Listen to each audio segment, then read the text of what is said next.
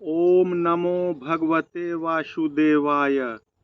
श्रीमद् भागवत महापुराण के तीसरे स्कंद के 17वें अध्याय में श्री मैत्रेय जी हिरण्याकशिपु और हिरण्याक्ष के जन्म तथा हिरण्याक्ष की दिग्विजय की कथा सुनाते हुए विदुर जी को कहते हैं, ब्रह्मा जी के कहने से अंधकार का कारण जानकर देवताओं की शंका निवृत्त हो गई और फिर वे सब स्वर्गलोक को लौट आए। इधर दीति को अपने पति देव के कथनानुसार पुत्रों की ओर से उपद्रव आदि की आशंका बनी रहती थी, इसलिए जब पूरे 100 वर्ष बीत गए तब उस साध्वी ने 2 जुड़वे पुत्र उत्पन्न किए। उनके जन्म लेते समय स्वर्ग, पृथ्वी और अंतरिक्ष में अनेकों उत्पात होने लगे, जिनसे लोग अत्यंत भयभीत हो गए। जहाँ तहाँ पृथ्वी और पर्वत कांपने लगे, सब दिशाओं में दाह होने लगा, जगह जगह उल्कापात होने लगा, बिजलियां गिरने लगी और आकाश में अनिष्ट सूचक धूमकेतु दिखाई देने लगे। बार बार साए साए करती और बड़े बड़े वृक्षों को उखाड़ती हुई बड़ी विकट और असहा वायु चलने लगी। उस समय आंधी, उसकी सेना और उड़ती हुई धूल ध्वजा के समान जान पड़ती थी। बिजली जोर जोर से चमक कर मानो खिलखिला रही थी। घटनाओं ने ऐसा सघन रूप धारण किया कि सूर्य, चंद्र आदि ग्रहों के लुप्त हो जाने से आकाश में गहरा अंधेरा छा गया। उस समय कहीं कुछ भी दिखाई न देता था। समुद्र दुखी मनुष्य की भांति कोलाहल करने लगा। उसमें ऊंची ऊंची तरंगें उठने लगीं और उसके भीतर रहने वाले जीवों की बड़ी हलचल मच गई। नदियों तथा अन्य जलाशयों में भी बड़ी खलबली मच गई और उनके कमल सूख गए। सूर्य और चंद्रमा बार बार ग्रसे जाने लगे तथा उनके चारों ओर अमंगल सूचक मंडल बैठने लगे। बिना बादलों के ही गरजने का शब्द होने लगा तथा गुफाओं में से रथ की घरघराहट का शब्द निकलने लगा।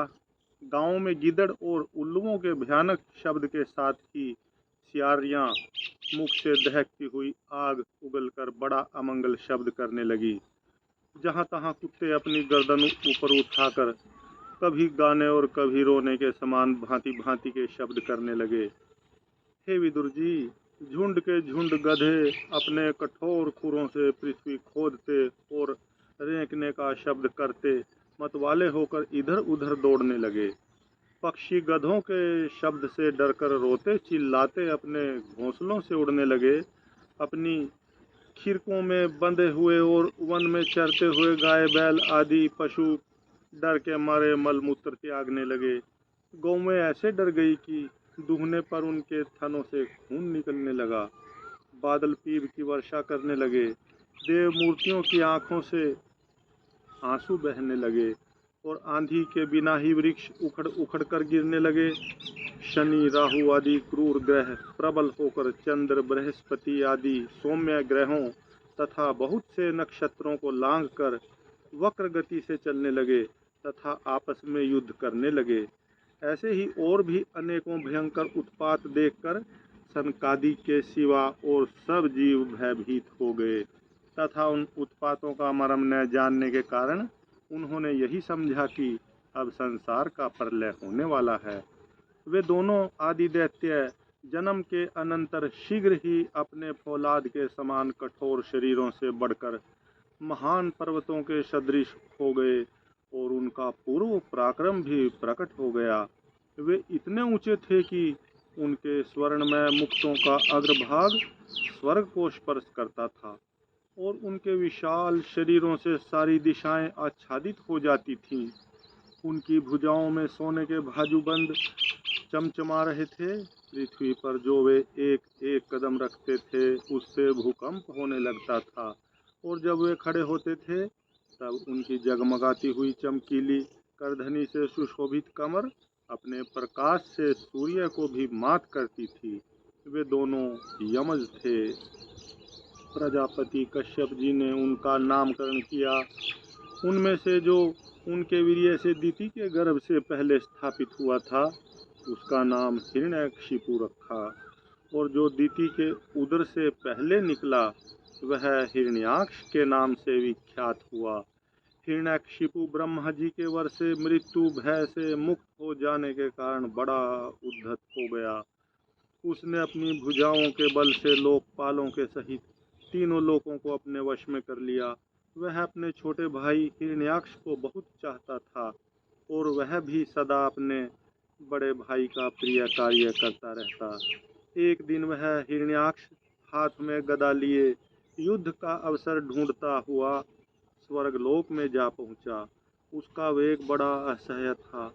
उसके पैरों में सोने के नुपुरों की झंकार हो रही थी, गले में विजय सूचक माला धारण की हुई थी और कंधे पर विशाल गदा रखी हुई थी। उसके मनोबल, शारीरिक बल तथा ब्रह्मा जी के वर ने उसे मतवाला कर रखा था, इसलिए वह सर्वथा निरंकुश और निर्भय हो रहा था। उसे देखकर देवता लोग डर के मारे वैसे ही जहां तहां छिप गए, जैसे गरुड़ के डर से सांप छिप जाते हैं। जब दैत्यराज हिरण्याक्ष ने देखा कि मेरे तेज के सामने बड़े बड़े गर्वीले इंद्रादि देवता भी छिप रहे हैं, तब उन्हें अपने सामने न देखकर वह बार बार भयंकर गर्जना करने लगा। फिर वह महाबली दैत्य वहां से लौटकर जल क्रीड़ा करने के लिए मतवाले हाथी के समान गहरे समुद्र में घुस गया, जिसमें लहरों की बड़ी भयंकर गर्जना हो रही थी। जो ही उसने समुद्र में पैर रखा कि डर के मारे वरुण के सैनिक जलचर जीव हक बक्का गए और किसी प्रकार की छेड़छाड़ न करने पर भी वे उसकी धाक से ही घबराकर बहुत दूर भाग गए। महाबली हिरण्याक्ष अनेक वर्षों तक समुद्र में ही घूमता और सामने किसी प्रतिपक्षी को न पाकर बार बार वायु वेग से उठी हुई उसकी प्रचंड तरंगों पर ही अपनी लोहमयी गदा को आजमाता रहा।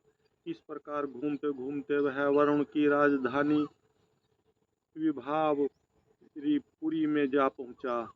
वहां पाताल लोक के स्वामी, जलचरों के अधिपति वरुण जी को देखकर उसने उनकी हंसी उड़ाते हुए नीच मनुष्य की भांति प्रणाम किया और कुछ मुस्कुराते हुए व्यंग से कहा, महाराज, मुझे युद्ध की भिक्षा दीजिए। प्रभो, आप तो लोकपाल, राजा और बड़े कीर्तिशाली हैं। जो लोग अपने को बांका वीर समझते थे, उनके वीर्य मद को भी आप चूर्ण कर चुके हैं और पहले एक बार आपने संसार के समस्त दैत्य दानवों को जीतकर राजसूय यज्ञ भी किया था। उस मदोन्मत्त शत्रु के इस प्रकार बहुत उपहास करने से भगवान वरुण को क्रोध तो बहुत आया, किंतु अपने बुद्धि बल से वे उसे पी गए और बदले में उससे कहने लगे, भाई, हमें तो अब युद्ध आदि का कोई चाव नहीं रह गया। भगवान पुराण पुरुष के सिवा हमें और कोई ऐसा दिखता भी नहीं जो तुम जैसे रणकुशल वीर को युद्ध में संतुष्ट कर सके। दैत्यराज, तुम उन्हीं के पास जाओ, वे ही तुम्हारी कामना पूरी करेंगे। तुम जैसे वीर उन्हीं का गुणगान किया करते हैं। वे बड़े वीर हैं, उनके पास पहुँचते ही तुम्हारी सारी शेखी पूरी हो जाएगी और तुम कुत्तों से घिरकर वीर शैया पर शयन करोगे। वे तुम जैसे दुष्टों को मारने और सत्पुरुषों पर कृपा करने के लिए अनेक प्रकार के रूप धारण किया करते हैं। हरिओम तत्सत, हरिओम तत्सत, हरिओम तत्सत। हिरण्याक्ष के साथ वराह भगवान के युद्ध की कथा सुनाते हुए श्री मैत्रेय जी आगे कहते हैं, हे तात, वरुण जी की यह बात सुनकर वह मदोन्मत्त दैत्य बड़ा प्रसन्न हुआ। उसके उनके इस कथन पर कि तू उनके हाथ से मारा जाएगा कुछ भी ध्यान नहीं दिया और चट नारद जी से श्री हरि का पता लगाकर रसातल में पहुंच गया। वहां उसने विश्व विजयी वराह भगवान को अपनी दाढ़ों की नोक पर पृथ्वी को ऊपर की ओर ले जाते हुए देखा। वे अपने लाल लाल चमकीले नेत्रों से उसके तेज को हर लेते थे।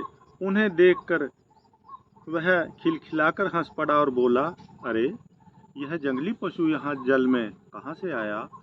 फिर वराह से कहा, अरे ना समझ, इधर आ, इस पृथ्वी को छोड़ दे। इसे विश्व विधाता ब्रह्मा जी ने हम रसातल वासियों के हवाले कर दिया है। रे शुक्र रूपधारी सुराधम, मेरे देखते देखते तू इसे लेकर कुशल पूर्वक नहीं जा सकता। तू माया से लुक छिप कर ही दैत्यों को जीत लेता और मार डालता है।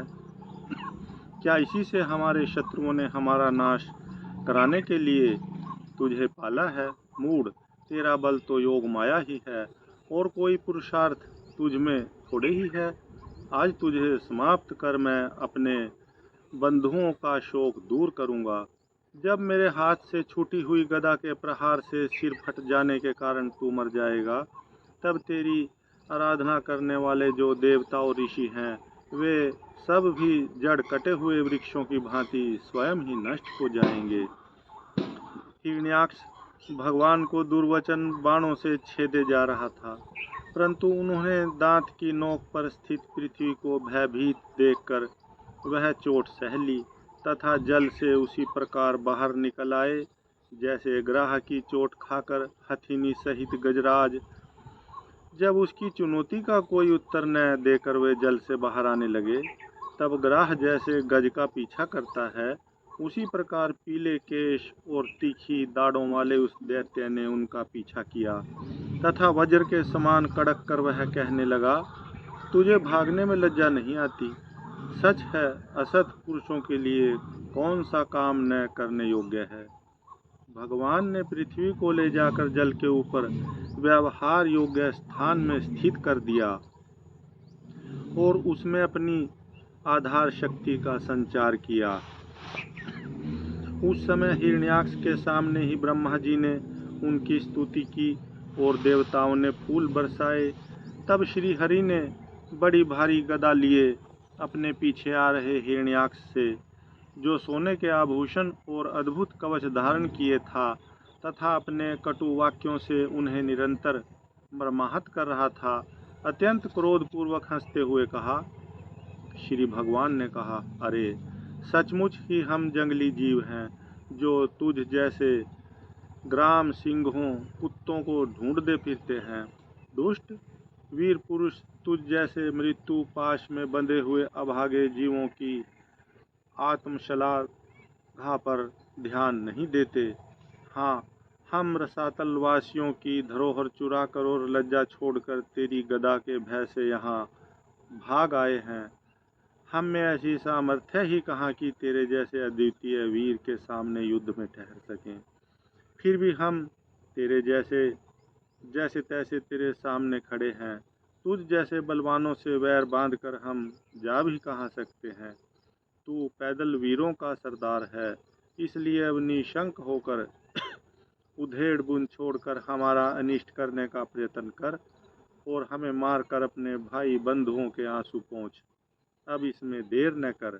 जो अपनी प्रतिज्ञा का पालन नहीं करता वह असभ्य है, भले आदमियों में बैठने लायक नहीं है। आगे मैत्रेय जी ने कहा, विदुर जी, जब भगवान ने रोष से उस दैत्य का इस प्रकार खूब उपहास और तिरस्कार किया, तब वह पकड़कर खेलाए जाते हुए सर्प के समान क्रोध से तिलमिला उठा। वह खींचकर लंबी लंबी सांसें लेने लगा।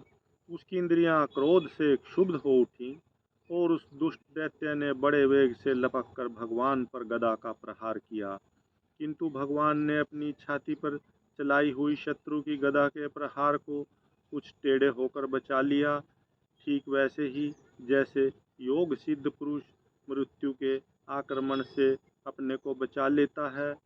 फिर वह क्रोध से होठ चबाता हुआ अपनी गदा लेकर बार बार घुमाने लगा। तब श्री हरि कुपित होकर बड़े वेग से उसकी ओर झपटे। सौम्य स्वभाव विदुर जी, जब प्रभु ने शत्रु की दाईं भौं पर गदा की चोट की, किंतु गदा युद्ध में कुशल हिरण्याक्ष ने उसे बीच में ही अपनी गदा पर ले लिया। इस प्रकार श्री हरि और हिरण्याक्ष एक दूसरे को जीतने की इच्छा से अत्यंत क्रुद्ध होकर आपस में अपनी भारी गदाओं से प्रहार करने लगे। उस समय उन दोनों में ही जीतने की होड़ लग गई। दोनों के ही अंग गदाओं की चोटों से घायल हो गए थे। अपने अंगों के घावों से बहने वाले रुधिर की गंध से दोनों का ही क्रोध बढ़ रहा था और वे दोनों ही तरह तरह के पैंतरे बदल रहे थे। इस प्रकार गौ के लिए आपस में लड़ने वाले दो सांडों के समान उन दोनों में एक दूसरे को जीतने की इच्छा से बड़ा भयंकर युद्ध हुआ। विदुर जी, जब इस प्रकार हिरण्याक्ष और माया से वराह रूप धारण करने वाले भगवान यज्ञमूर्ति पृथ्वी के लिए द्वेष बांध कर युद्ध करने लगे, तब उसे देखने के लिए वहां ऋषियों सहित श्री ब्रह्मा जी भी आ गए। वे हजारों ऋषियों से घिरे हुए थे। जब उन्होंने देखा कि वह दैत्य बड़ा शूरवीर है, उसमें भय का नाम भी नहीं है, वह मुकाबला करने में भी समर्थ है और उसके पराक्रम को चूर्ण करना बड़ा कठिन काम है, तब वे भगवान आदि शुक्र रूप नारायण से इस प्रकार कहने लगे। श्री ब्रह्मा जी ने कहा, हे देव, मुझसे वर पाकर यह दुष्ट दैत्य बड़ा प्रबल हो गया। इस समय यह आपके चरणों की शरण में रहने वाले देवताओं, ब्राह्मणों, गौओं तथा अन्य निरपराध जीवों को बहुत ही हानि पहुंचाने वाला, दुखदायी और भयप्रद हो रहा है। इसकी जोड़ का और कोई योद्धा नहीं है, इसलिए यह महाकंटक अपना मुकाबला करने वाले वीर की खोज में समस्त लोकों में घूम रहा है। यह दुष्ट बड़ा ही मायावी, घमंडी और निरंकुश है। बच्चा जिस प्रकार क्रुद्ध हुए सांप से खेलता है, वैसे ही आप इससे खिलवाड़ न करें।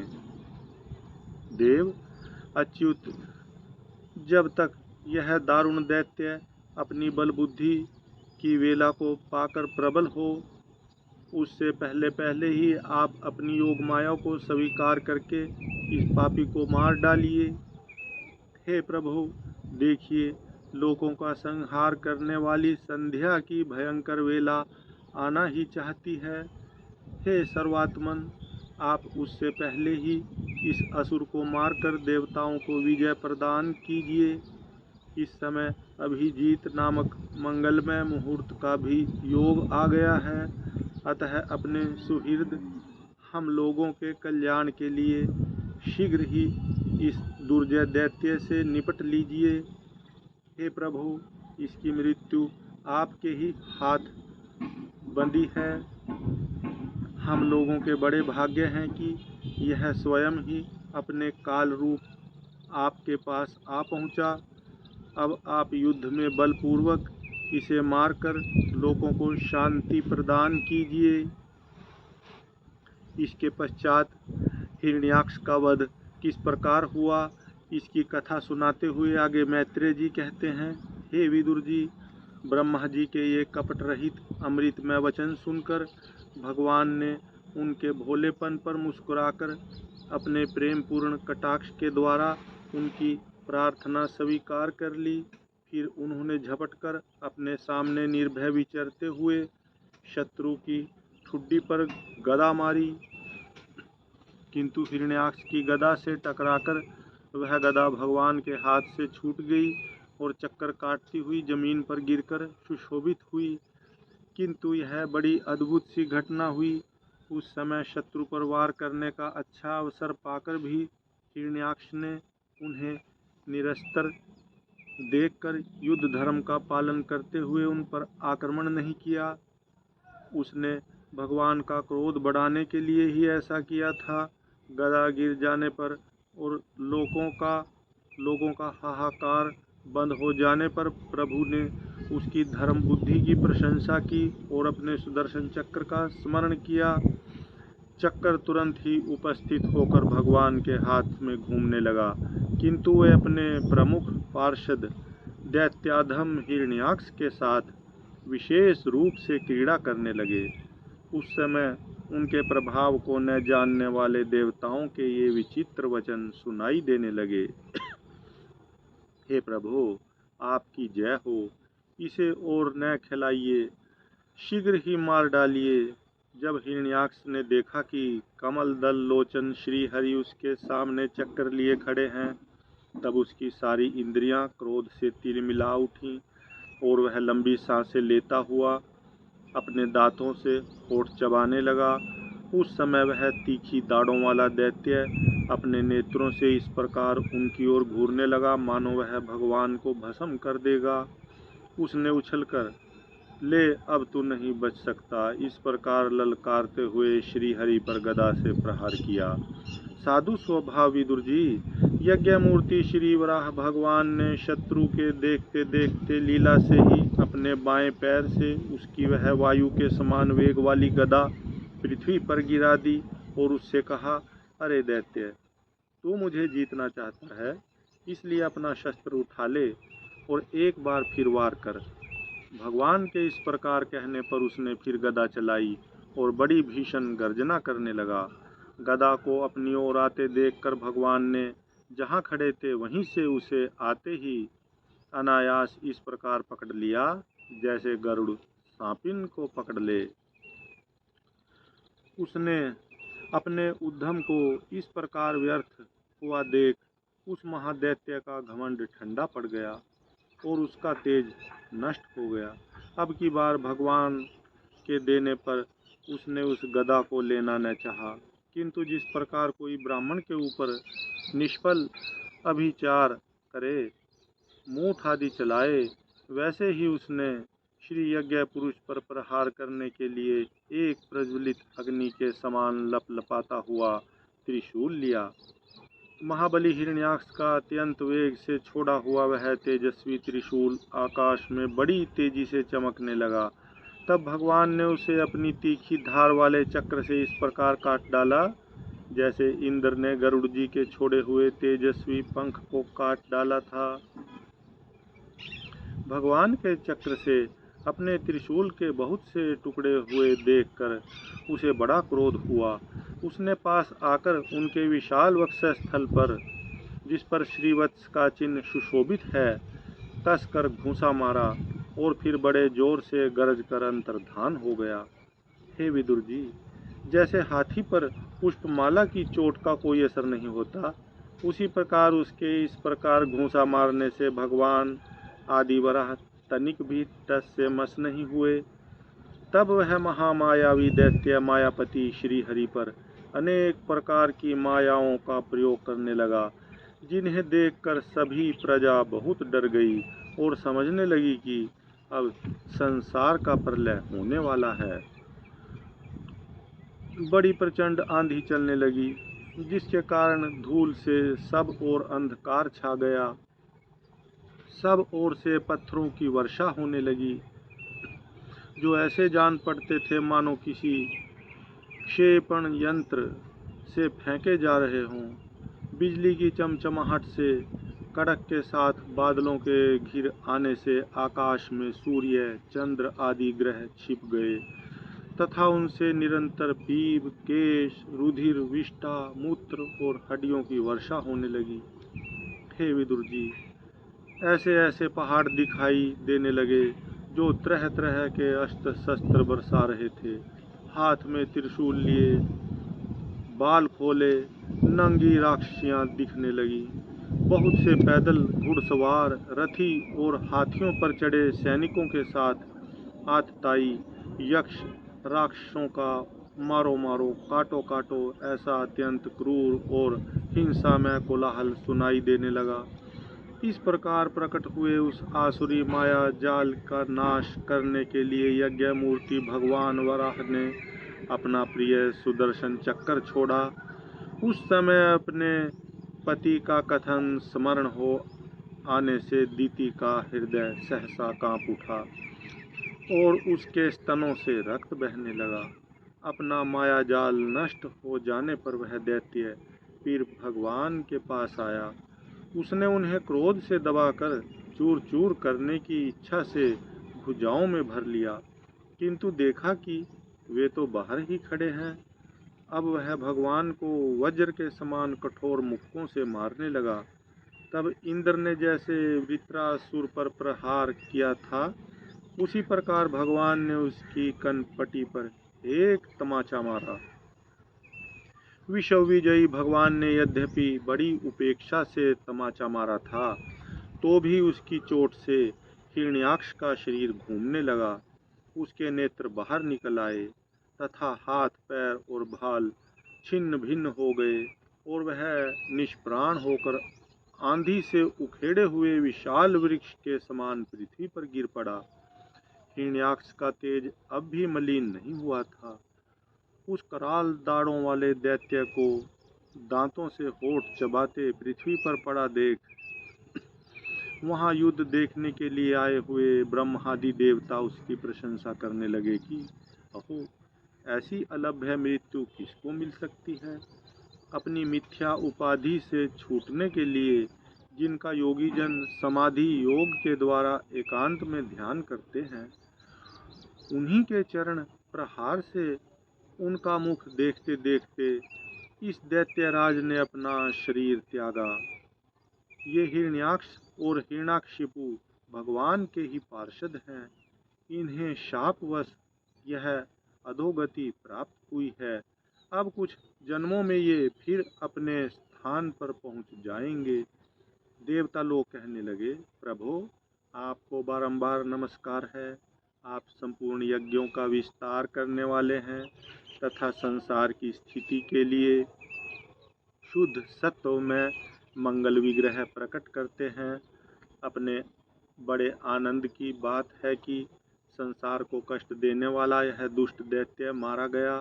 अब आपके चरणों की भक्ति के प्रभाव से हमें भी सुख शांति मिल गई। मैत्रेय जी कहते हैं, हे विदुर जी, इस प्रकार महापराक्रमी हिरण्याक्ष का वध करके भगवान आदिवराह अपने अखंड आनंदमय धाम को पधार गए। उस समय ब्रह्मादि देवता उनकी स्तुति कर रहे थे। भगवान अवतार लेकर जैसी लीलाएं करते हैं और जिस प्रकार उन्होंने भीषण संग्राम में खिलौने की भांति महापराक्रमी हिरण्याक्ष का वध कर डाला। मित्र विदुर जी, यह सब चरित्र जैसा मैंने गुरुमुख से सुना था तुम्हें सुना दिया। सूत जी कहते हैं, हे शौनक जी, मैत्रेय जी के मुख से भगवान की यह कथा सुनकर परम भागवत विदुर जी को बड़ा आनंद हुआ। जब अन्य पवित्र कीर्ति और परम यशस्वी महापुरुषों का चरित्र सुनने से ही बड़ा आनंद होता है, तब श्रीवत्सधारी भगवान की ललित ललाम लीलाओं की तो बात ही क्या है। जिस समय ग्राह के पकड़ने पर गजराज प्रभु के चरणों का ध्यान करने लगे, उनकी हथनियाँ दुख से चिंघाड़ने लगी।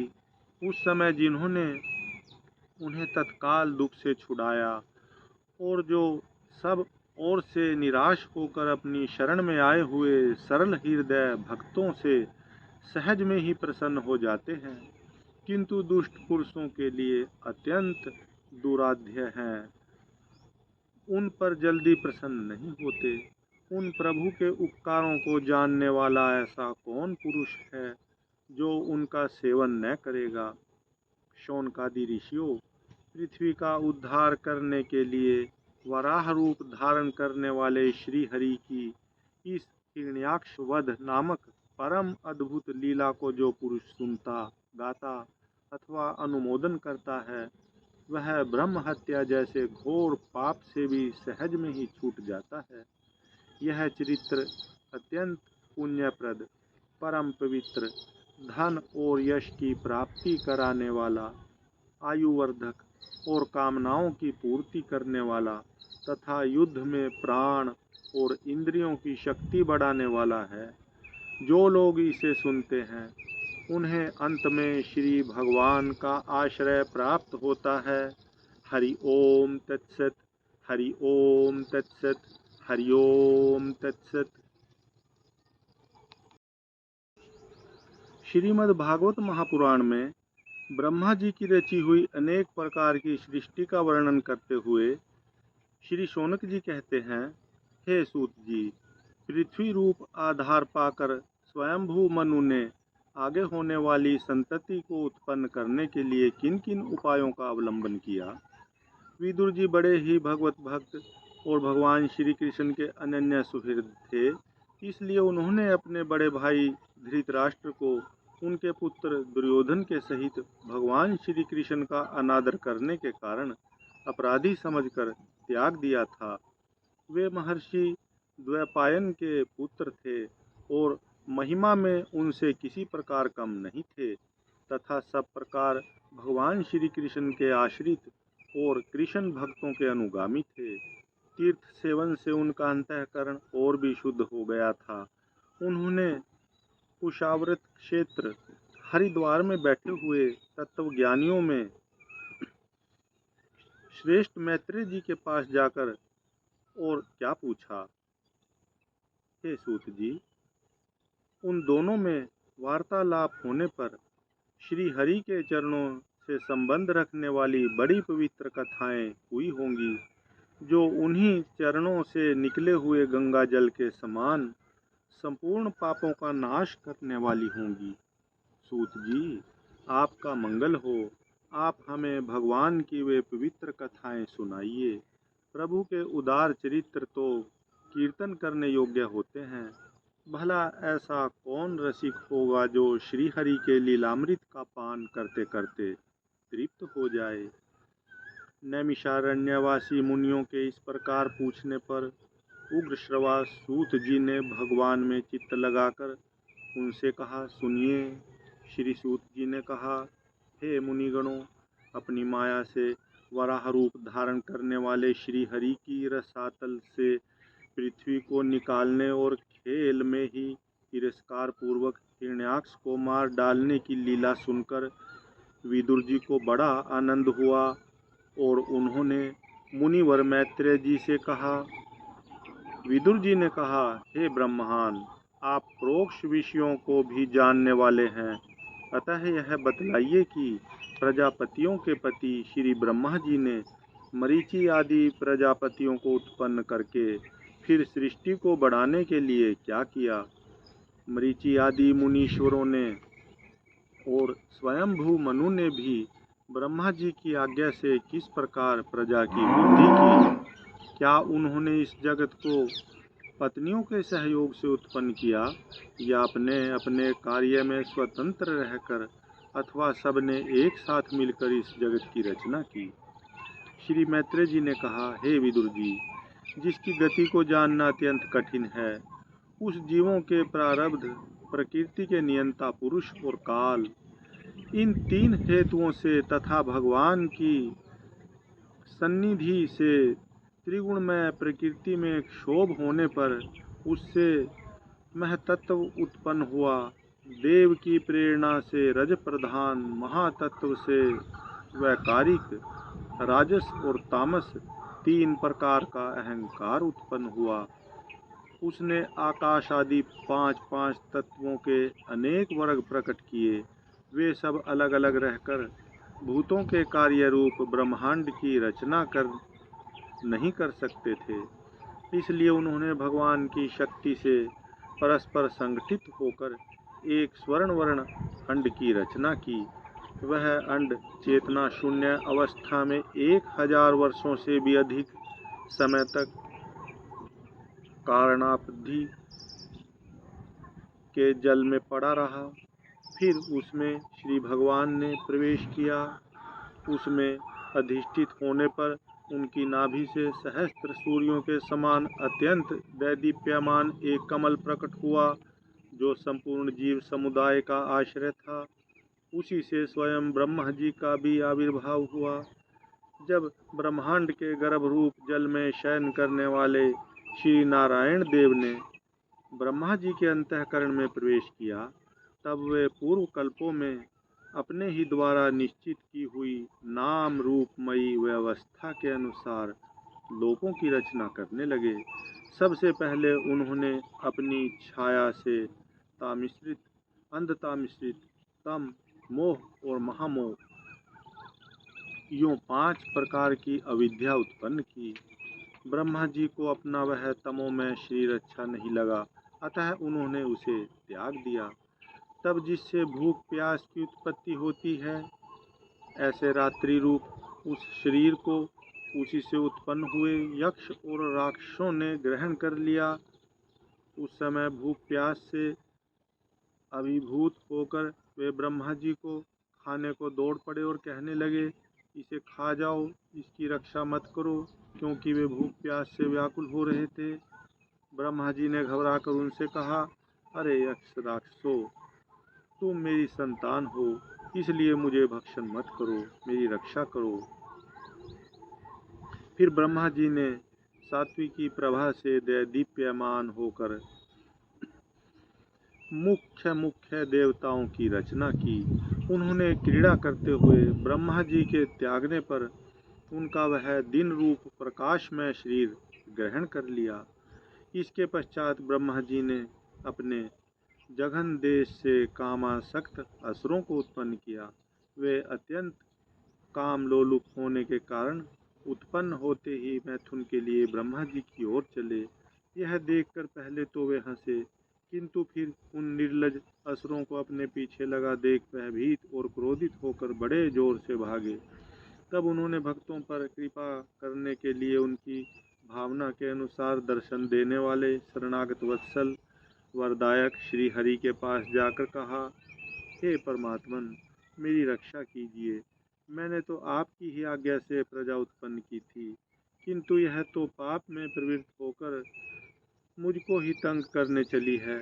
हे नाथ, एकमात्र आप ही दुखी जीवों का दुख दूर करने वाले हैं, और जो आपकी चरण शरण में नहीं आते, उन्हें दुख देने वाले भी एकमात्र आप ही हैं। हे प्रभु, प्रभु तो प्रत्यक्षवत सबके हृदय की जानने वाले हैं। उन्होंने ब्रह्मा जी की आतुरता देखकर कहा, तुम अपने इस काम कलुषित शरीर को त्याग दो। भगवान के यूं कहते ही उन्होंने वह शरीर भी छोड़ दिया। ब्रह्मा जी का छोड़ा हुआ वह शरीर एक सुंदर स्त्री संध्या देवी के रूप में परिणत हो गया। उसके चरण कमलों के पायजेब झंकृत हो रहे थे, उसकी आंखें मतवाली हो रही थीं और कमर करधनी की लड़ों से सुशोभित सजीली साड़ी से ढकी हुई थी। उसके उभरे हुए स्तन इस प्रकार एक दूसरे से सटे हुए थे कि उनके बीच में कोई अंतर ही नहीं रह गया था। उसकी नासिका और दंतावली बड़ी ही सुघड़ थी तथा वह मधुर मधुर मुस्कुराती हुई असुरों की ओर हाव भावपूर्ण दृष्टि से देख रही थी। वह नीली नीली अलकावली से सुशोभित सुकुमारी मानो लज्जा के मारे अपने अंचल में ही सिमटी जाती थी। विदुर जी, उस सुंदरी को देखकर सब के सब असुर मोहित हो गए। अहो, इसका कैसा विचित्र रूप, कैसा अलौकिक धैर्य और कैसी नई अवस्था है। देखो, हम काम पीड़ितों के बीच में यह कैसी बेपरवाह सी विचर रही है।